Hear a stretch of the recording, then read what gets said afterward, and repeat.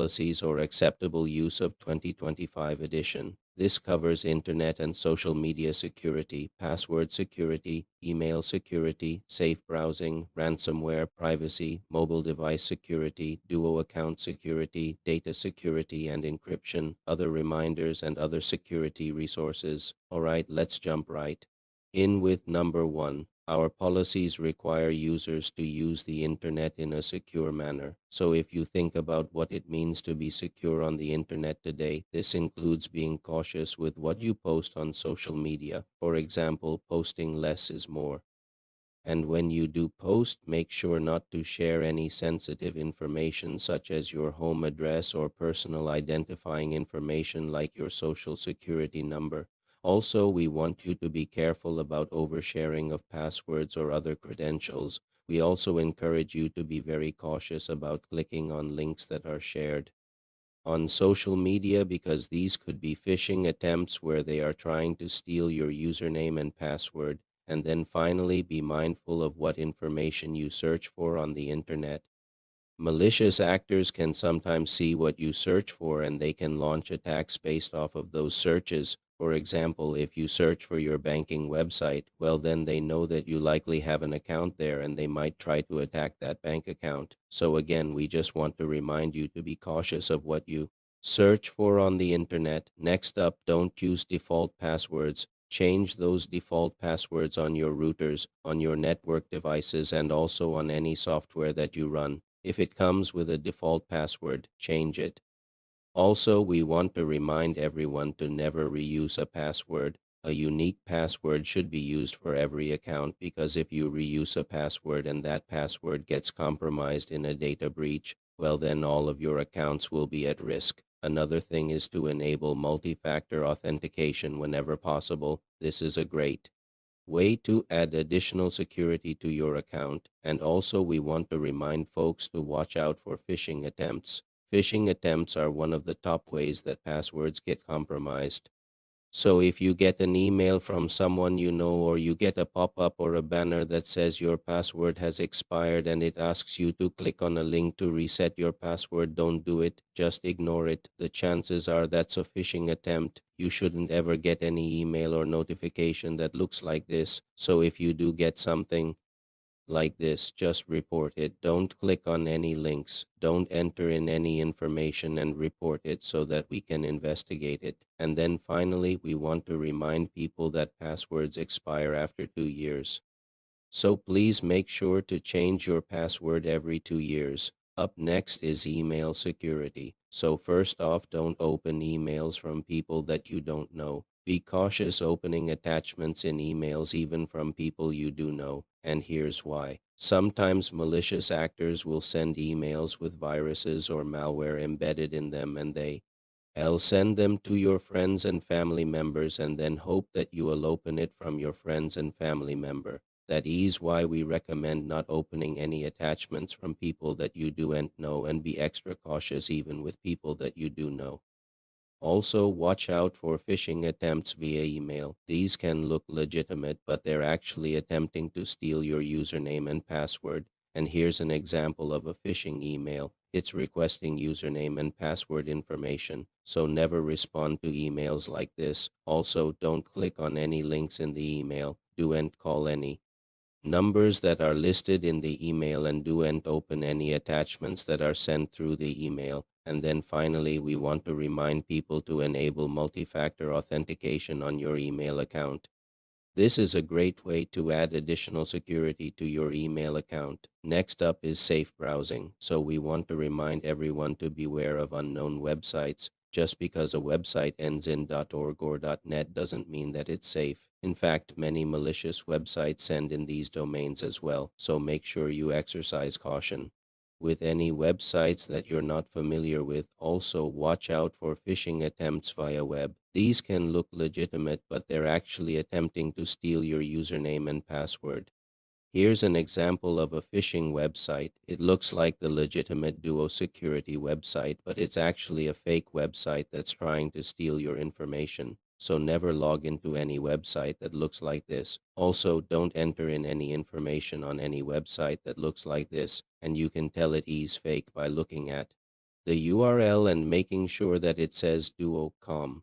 Another thing to look out for is drive-by downloads. So these are downloads that happen automatically without you even knowing about it. So just make sure to be cautious when you download software from the internet. Make sure that you only download it from reputable sources. And then finally, we want to remind people to enable multi-factor authentication on your browser. This is a great way to add additional security to your browser. Next up is ransomware. So ransomware is a type of malware that locks you out of your files until you pay a ransom. So we want to remind people to back up your files regularly. Make sure that you are backing up your files either to an external hard drive or to the cloud. This way you can restore your files if you ever get hit with ransomware. Also, watch out for malicious email attachments. This is how ransomware is often distributed, so be extra cautious when you open any email attachments. And then finally, we want to remind people to keep your software up to date. Software updates often include security patches that protect you against the latest threats, including ransomware. Next up is privacy. So we want to remind people to be mindful of what information you share. Over the past few years, there have been many data breaches where millions of customer records have been stolen. And sometimes this information includes things like your name, your address, your social security number, your driver's license number. So please be cautious with the information that you share. Also, we want to remind people to turn on the privacy features in your browser. Most browsers have a setting that allows you to block third-party cookies. And then finally, we want to remind people to clear your history and cache regularly. This includes your browser history, your app history, and your system history. Next up is mobile device security.